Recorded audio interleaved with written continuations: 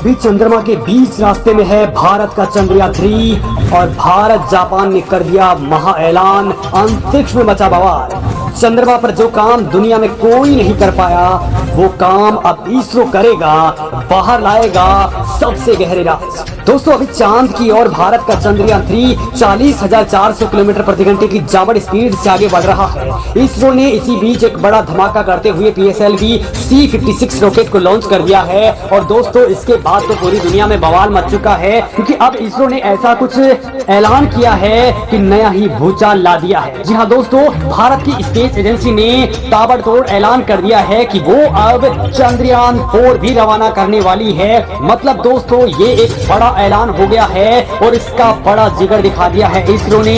जितनी रफ्तार में नासा भी मिशन नहीं लॉन्च कर पा रहा, उससे भी ज्यादा रफ्तार में इसरो ने तूफान मचा दिया है। और दोस्तों चंद्रयान 3 की सफल शुरुआत के साथ ही अब नया तूफान मच चुका है। अब 2026 के अंदर ही चंद्रयान 4 को लॉन्च करने की बात चल रही है। चंद्रयान 4 में दोस्तों इस बार भारत का साथ दे रहा है, भारत के साथ कदम ताल कर रहा है जापान। जी हाँ दोस्तों, चंद्रयान 3 को रवाना करते ही इसरो ने ये बड़ा ऐलान कर दिया है और इसकी आवाज नासा तक भी पहुंच चुकी है, क्योंकि इस बार इसरो ने वो काम करने का ऐलान कर दिया है जो काम आज तक अमेरिका, चीन, रूस या फिर कोई भी मुल्क नहीं कर पाया है। क्योंकि दोस्तों इस काम के अंदर बहुत बड़ा रिस्क है और इसके अंदर भारत ने जापान के साथ मिलकर के बड़ा प्लान कर लिया है। लेकिन क्या है ये प्लान और कैसे ये लॉन्च होने वाला है और क्या इससे तूफान मचने वाला है, वो जरा इस वीडियो के अंदर जानते हैं। तो दोस्तों जापान के पास एक से बढ़कर के एक तकनीक है, लेकिन चांद के मामले में वो बिल्कुल फेल हो चुका है। उसका लैंडर चांद पर धड़ाम हो चुका है और दोस्तों ऐसे में वो इसरो पर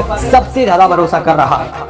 और दोस्तों जैसे ही चंद्रयान 3 की सफल लैंडिंग होगी तो दोस्तों उसी दिन आप ये मान करके चल लीजिए कि भारत के ऊपर दुनिया भर से डॉलर्स की बरसात होने लगेगी। लेकिन दोस्तों जापान को भी इस मामले में पहले से ही भारत के ऊपर भरोसा है और वो चंद्रयान 4 में भारत के साथ मिलकर के जम करके पसीना बहा रहा है। इस मिशन का नाम है लूनर पोलर एक्सप्लोरेशन, यानी कि मिशन लुपिक्स। और दोस्तों इसी को ही चंद्रयान 4 का नाम दिया जा रहा है। इस मिशन में इसरो और जापानी स्पेस एजेंसी जाक्सा यानी कि जापान एरोस्पेस एक्सप्लोरेशन एजेंसी चांद के दक्षिण ध्रुव पर जांच पड़ताल करने के लिए लैंडर और रोवर उतारने वाले हैं। दोस्तों ये मिशन केवल 2 सालों के अंदर ही लॉन्च हो जाएगा, यानी कि 2026 में किसी भी सूरत में ये लॉन्च हो जाएगा, जिसके कॉन्सेप्ट को फाइनल कर लिया गया है। इसरो के वैज्ञानिक इस मिशन के लिए लैंडर बना रहे हैं, जबकि रोवर और रॉकेट जापान का होगा।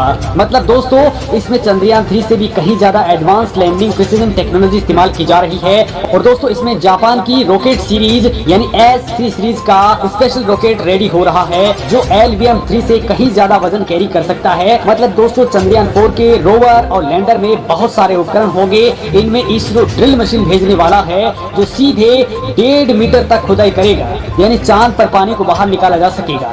दोस्तों रोवर में एडवांस जापानीज टेक्नोलॉजी के इंस्ट्रूमेंट्स लगे होंगे जो लूनर साइट के दौरान भी सरवाइव कर सकेंगे, यानी ये अंधेरे के अंदर भी लगातार काम करते रहेंगे। दोस्तों लूनर नाइट में तापमान बहुत नीचे चले जाता है और दोस्तों जिस प्रकार से धरती पर 24 घंटे के अंदर दिन और रात हो जाती हैं, वैसे ही चांद के ऊपर दिन रात होने में धरती के 28 से 29 दिन लग जाते हैं, यानी वहाँ पर धरती के 14 दिन के बराबर दिन और उतने ही बराबर की रातें होती हैं। अब दोस्तों वहाँ पर अगर रात होती है तो किसी भी लैंडर और रोवर के सोलर पैनल बिल्कुल भी काम नहीं करते, मतलब कि ये एनर्जी प्रोड्यूस नहीं कर पाते हैं और -200 डिग्री तक के तापमान की वजह से ये सारे के सारे इक्विपमेंट्स खराब हो जाते हैं। लिहाजा दोस्तों जापान ऐसा रोवर डेवलप कर रहा है जो रात के वक्त भी सर्वाइव कर सके, मतलब ये लगातार चल सके और इसका एल्गोरिदम बहुत ज्यादा उम्दा होने वाला है। दोस्तों चंद्रयान 3 की सफल लॉन्चिंग के बाद ISRO chief doctor S Somnath ने इस लुपिक्स मिशन के बारे में अब बड़ी बात कही है। उनके मुताबिक बस रिपोर्ट फाइनल करके सबमिट करनी है ताकि मोदी सरकार इसको अब हरी झंडी दिखा दे।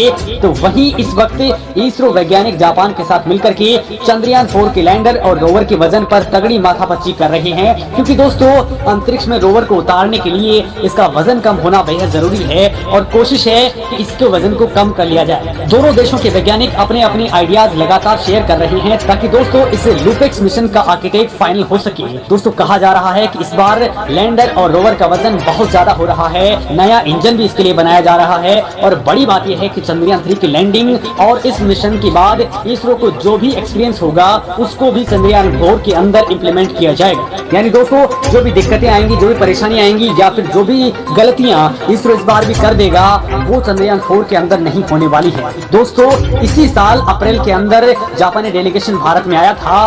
उसने दोस्तों चंद्रमा के ऊपर इसकी लैंडिंग साइट के बारे में इसरो से तगड़ी बातचीत की थी। उस दौरान यान की चांद पर लैंडिंग साइट के अलावा रोवर, एंटीना, टेलीमेट्री और पूरे प्रोजेक्ट के एस्टिमेट के ऊपर भी चर्चा हुई थी।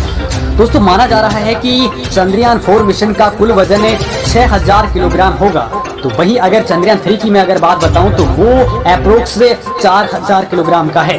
दोस्तों बड़ी बात तो ये है कि इस मिशन में नासा को भी शामिल करने की बातचीत चल रही है, क्योंकि ये मिशन चंद्रमा की सतह पर 1.5 मीटर गहरा यानी कि करीब 4 फीट 11 इंच गहरा गड्ढा खोदने वाला है और वहां से ये मिट्टी के सैंपल्स को कलेक्ट करेगा और इनको ये फिर वापस धरती के ऊपर लेकर के आएगा।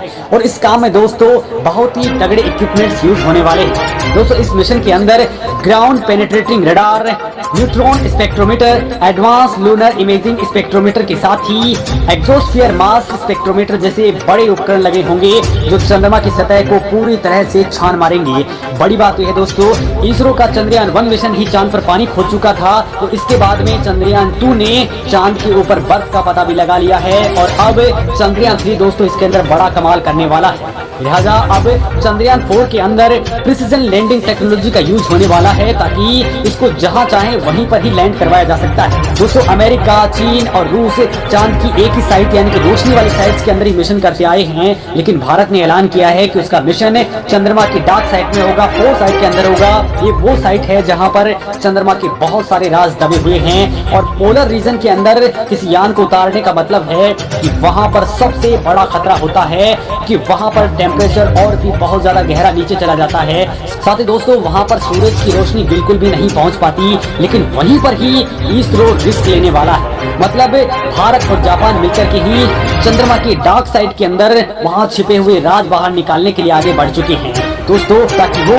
यहाँ के पूरे राजों को खोल सकें। दोस्तों चंद्रमा के स्थायी तौर पर अंधेरे में रहने वाले हिस्से के बारे में जानने के लिए दुनिया भर के वैज्ञानिक उत्सुक हैं। अब तक 11 देशों ने इसमें मिशन भेजे हैं, लेकिन वो यहाँ से कोई भी जानकारी बाहर निकल नहीं पाए। लेकिन अब भारत यही काम करने वाला है और इसके अंदर जापान की टेक्नोलॉजी इस बार इसरो के साथ में होगी। तो आप अंदाजा लगा सकते हैं कि भारत इस बार कितना बड़ा काम करने जा रहा है। दोस्तों यहाँ एक और बात आपको बता दूं कि ये मिशन केवल चंद्रमा को ही नहीं देखेगा, बल्कि चंद्रमा के ऊपर बैठ करके ये धरती को देखेगा और वहां से ये सूरज की रोशनी और सूरज की पूरी स्टडी करने वाला है। सोलर कोरोना इंजेक्शन किस टाइप से होता है उसके ऊपर भी पूरी नजर रखेगा।